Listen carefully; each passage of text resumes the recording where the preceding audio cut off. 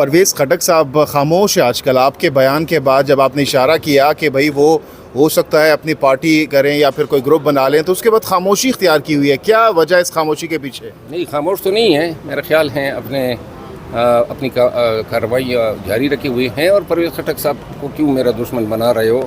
آج کل وہ بہت زورور آدمی ہے، تو میرا خیال ہے آپ انفارمیشن دیتے ہیں تو آپ کی انفارمیشن میں کس حد تک وہ کامیاب ہو رہے ہیں؟ یہ انفارمیشن تو نہیں ہوتی ہے، basically party P T I کے جو لیڈرز ہیں، M P As, M N As یا جو آفس بیئررز ہیں، ان کو توڑنا جو ہے سرکاری وسائل کا استعمال کرتے ہوئے.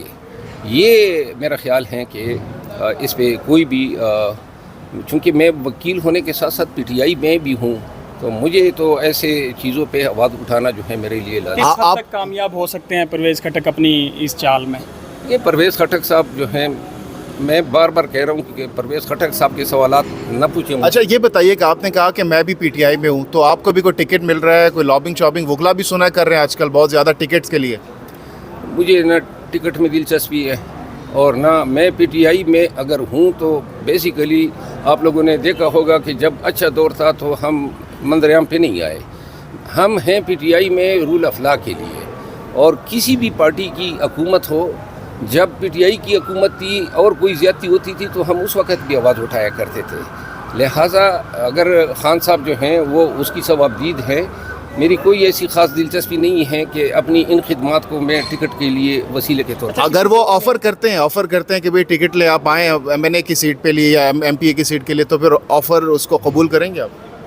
اس وقت کی باتیں دیکھی جائے گی انشاءاللہ. خان صاحب جو ہیں وہ اگر اعتماد کرتے ہیں تو سر کے بل خان کے حکم کی لیکن تعمیل. فی الحال تو مائنس عمران خان کی باتیں ہو رہی ہیں، معاملات تو بڑے خراب ہیں ان کے آج کل.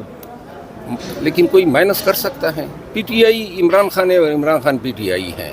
یہ جتنا ووٹ ہیں، جتنے فالوورز ہیں، جتنے پاکستان کے عوام ہیں، وہ تو خان کے ساتھ ہیں، خان کو ووٹ دے رہے ہیں.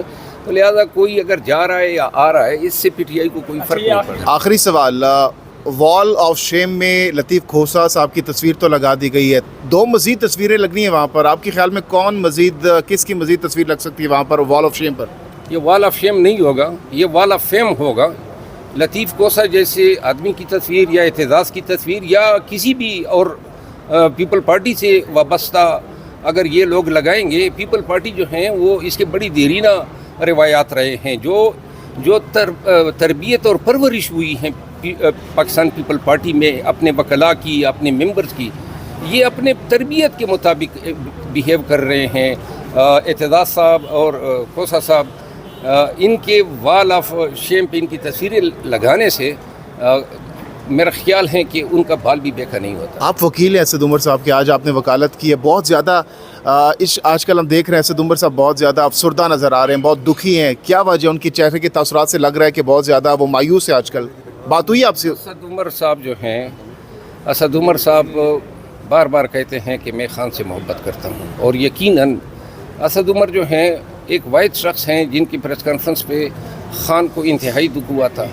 اور پی ٹی آئی کی جو تمام ورکرز ہیں، لیڈرشپ ہیں، وہ بھی اس پریس کانفرنس، کیونکہ وہ جنرل سیکرٹری تھے، پی ٹی آئی کی شناخت تھے، پہچان تھے، ان کو نہیں کرنا چاہیے تھا. اور اگر افسردہ ہیں تو میرا خیال ہے کہ اسد عمر صاحب کو یہ چیز کہی جا رہی ہے کہ میں نے شاید خان صاحب کے جو اعتماد کو ٹریس پہنچائی ہے. معافی مل سکے گی آنے والے وقت میں؟ خان صاحب ان کو معاف کر سکتے ہیں اس پریس کانفرنس پر؟ میرا خیال ہے کہ خان صاحب کے دل میں ان کے لیے ابھی بھی کہیں نہ کہیں کوئی جگہ ہے.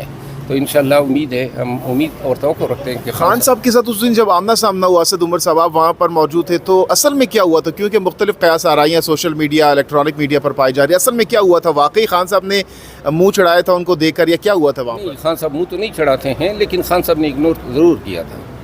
تھینک یو سو مچ. بہت شکریہ.